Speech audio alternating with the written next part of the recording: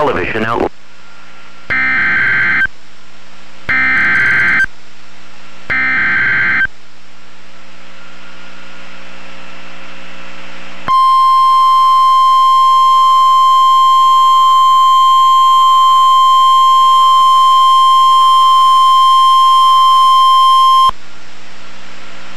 The National Weather Service in Charleston has issued a severe thunderstorm warning for eastern Beaufort County in southeast South Carolina, southern Colleton County in southeast South Carolina, until 5:30 p.m. Eastern Daylight Time.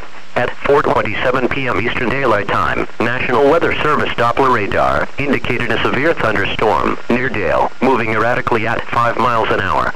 Prepare now for the following hazards: damaging winds in excess of 60 miles an hour, hail up to quarter size. Some locations in the warning include Dale, Gardens Corner, Poco Talligo, Bennett's Point, Whitehall, Green Pond. Take shelter as thunderstorms approach. Report hail, down trees, limbs, and power lines directly to the Charleston National Weather Service at 1-888-383-2024 when it is safe to do so.